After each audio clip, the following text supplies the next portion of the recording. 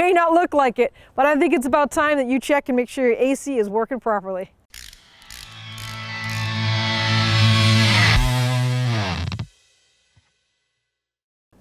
Wow, now that we've established it doesn't matter if you live north, south, east, or west, you have AC in your car, it plays a big part in your life.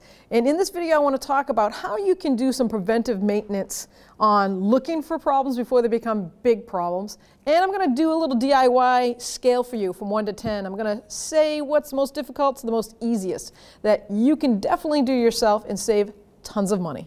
So when it comes to preventive maintenance, what you can get real easy on the internet, you can buy these nice yellow glasses and an LED purple light. And if you don't want to do that, I'll give you a quick reference of what you're looking for. If you don't have these tools, you can use your regular eyes, and what you're going to look for is wherever there's connection for the AC system, whether it's a fitted line or actual connection with there's O-rings, you're going to look for grease collecting, an oil leak, something like that. Now, if you have the ability to get these, which you do, you just go on the internet, I'm telling you, under 20 bucks, you can buy this, and you can put them on. No direct light, be in a dark spot. I've been known to put blankets over the hood and go underneath and use your purple light, and you can look for actual green dye, because that's what's in the Freon. People add it to the oil, the PAG oil, or it comes in the Freon, and it will show you where it's seeping.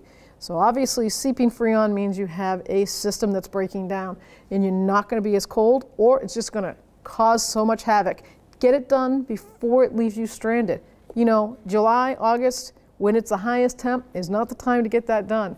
Get it done prior. So another way to do preventive maintenance is to keep a meat thermometer. Keep it in your car.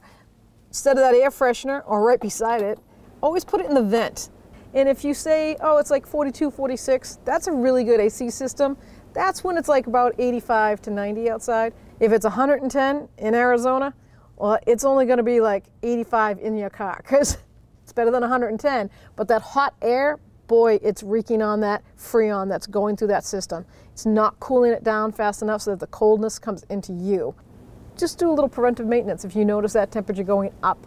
Say last summer it was 42, 46, and now it's like only 55, 60, and it's about only 75 degrees outside. Yeah, I'm going to tell you, you got a problem. And it's in the AC system. You're probably losing some, or maybe that compressor's not coming on. Always look for that AC compressor to click on and off. The fan come on instantly when you put that AC on. That's another thing you need to look for. So we're going to have a little story time here at One Auto, and I'm going to talk about how this condenser in here got damaged. Got damaged by a tree. Tree fell down on this car. It happens. Well, the body shop did the repair on the hood on this cross member, but the one thing they overlooked was that AC condenser. It happens all the time. Now, it could be a tree falling down, could be a car accident, could be a little bump in a parking lot like this. If this happens to you, the condenser is the one product out in front here on top of the radiator that get damaged the most, and sometimes they get bypassed. So we're going to look at it, tell you what to look for, and how easy it is to repair. So here we have the condenser. This is a new one. This is what it looks like. Not that faded aluminum look. That's really dirty. And pre-maintenance for that is you take a garden hose. Open your grill if you can. If not, go through the grill. But take the garden hose and just clean it. If you have sand buildup in these right here, this is just made out of aluminum. All these fins will get rotted. Yeah, the fins come out all the time. People go, well, it doesn't really matter. Well, the fins actually cool the Freon that goes through these little tubing. These little pipe tubes is where the Freon goes back and forth, just like a radiator. But this has, out in the front here, it has all the elements at it. It's so bad, and it's such an important piece because it keeps your Freon cool from overheating, which will cause damage to the compressor and everything else in the system if it gets overheated. This particular model has the receiver dryer attached to it. Then you have an AC compressor. On this car is located right here. Then you actually have a high and low side hose. This one has an H on it, so you know it's the high side. The low side is always going to be the thicker hose. The thinner hose is the high side. That's the low side. And it goes right into what we call the evaporator, which is located inside the dash. Sometimes, back in the old days, even some of the new cars still, they'll put it, what they call an orifice tube filter, and it goes right inside the entry to that evaporator. Some are inside the line. Most of them nowadays are inside the line. So you'll have to replace the line just to get that filter system cleaned, which is a preventive maintenance.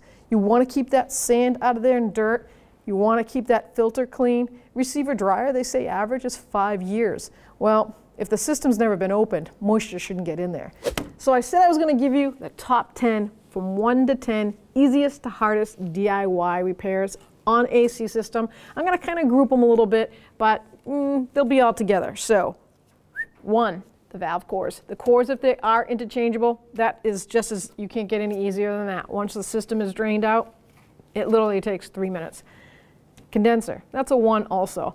Yeah, maybe 1 or 2. Let's give it a 2 because you have to remove sometimes the radiator. You might have to move the grill just to get to them. Trucks are obviously easier.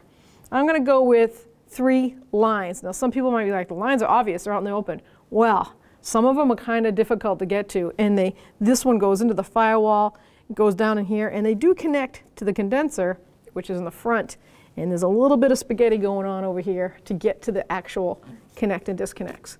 In that 3 to 4 range, I'm going to say the compressor. Some cars are like a 10, but most are around a 5 or 6. You can get to that compressor, change it, interchange it, put a new one in, and you'll be ready to go. Then the last is from 7 up to 10 is that evaporator. The evaporator is so hard to get to because the whole dash has to come out. 90% of cars are about 8 hours to do that job. Unless you're a professional, I know I'm going to get that. Oh, I could do it in 4 hours. Well, yeah, you're a professional. So we're not talking professional, we're talking DIY.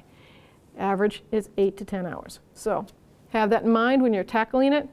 There's nothing too big or too small out there for you to do. You can do it with the right mindset. And a lot of these parts you can get at 1aauto.com, so you can get them all at one shot, then do the repair. Don't forget, if you're not a subscriber, please subscribe and ring that bell because it turns on all your notifications and you won't miss any future videos. Thanks for watching. So do the old check with the lights and the cameras and the action, and not that. So, if you enjoyed this video, please subscribe. If you're not a subscriber, then subscribe again because I'm telling you to do it. Enjoyed making it. I hate the closing. Can't we just say bye? See you later. That's what I want to say.